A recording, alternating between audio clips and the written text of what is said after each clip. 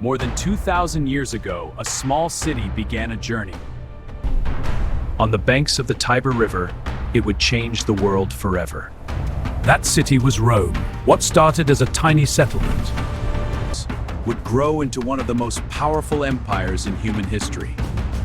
At its peak, the Roman Empire controlled nearly the entire Mediterranean world. But like every empire in history, Rome eventually fell. So how did Rome rise to such incredible power? And why did it eventually collapse? Let's find out. According to legend, Rome was founded by two brothers, Romulus and Remus. The story says they were raised by a wolf and fought for control. Romulus killed his brother and became the first king of Rome. While the story may be partly myth, what followed was real. Rome slowly grew from a small kingdom into a powerful republic. In 509 BC, Romans overthrew their king and created the Republic. Power was shared between elected officials and the Senate. This new system allowed Rome to expand rapidly across Italy.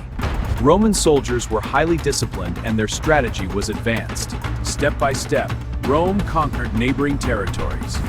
Soon, Rome was no longer just a city, it was a dominant power. Over the next few centuries, Rome fought brutal wars across the Mediterranean. One of the most famous conflicts was against the city of Carthage. These wars, known as the Punic Wars, nearly destroyed Rome. Hannibal marched his army, including war elephants, across the Alps to attack Rome itself. But against all odds, Rome survived. Eventually, Rome defeated Carthage and became the most powerful state. As Rome grew richer and stronger, political tensions also increased. Powerful generals began fighting for control of the capital. One of those generals was Julius Caesar. Caesar became one of the most famous leaders in history. After winning major victories, he seized power in Rome. In 44 BC, Julius Caesar declared himself dictator for life. But his power frightened many senators. They plotted against him.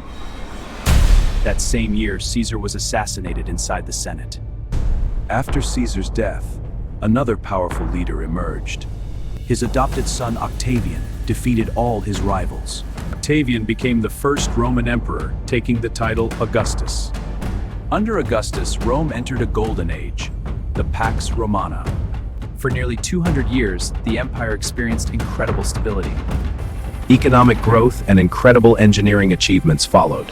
Rome built massive roads, aqueducts, and arenas. These cities were built across its vast territories. At its height, the empire stretched from Britain to the Middle East. It was one of the greatest empires the world had ever seen. But no empire lasts forever. Over time, Rome faced problems. Political corruption began to weaken Roman leadership.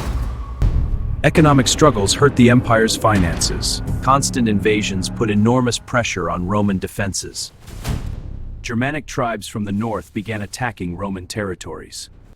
At the same time, the empire had become too large to control.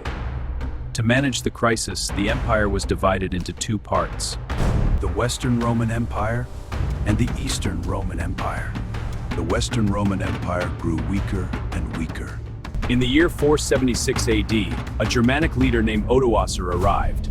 He removed the last Roman emperor from power. This moment is considered the fall of the Western Empire. After nearly 1,000 years, Rome in the West had finally collapsed. But Rome's influence did not disappear entirely. The Eastern Roman Empire continued for another 1,000 years. Even today, the legacy of Rome is everywhere around us. Roman law influenced modern legal systems globally. Roman roads shaped the modern infrastructure we use today. And Roman culture helped shape all of Western civilization. The empire may have fallen, but Rome's impact on the world still remains. The story of Rome is a powerful reminder.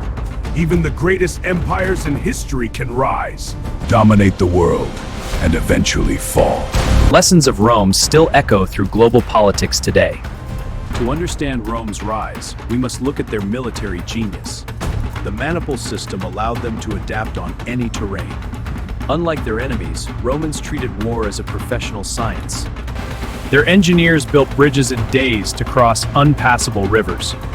But even the best army couldn't stop the internal rot. In one 50-year period, there were over 26 different emperors. Most were murdered by their own guards for cold, hard cash. This was the crisis of the 3rd century. Rome almost ended here. Beyond the borders, the barbarians were no longer unorganized.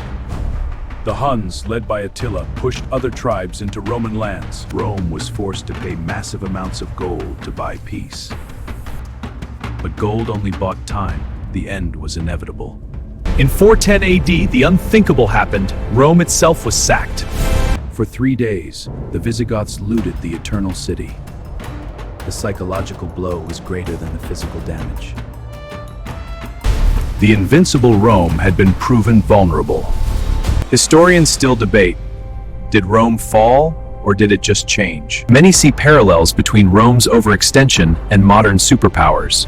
Debt, political polarization, and endless wars. Sound familiar? History is a cycle that repeats for those who don't watch. Rome's story is the ultimate blueprint for power and its loss.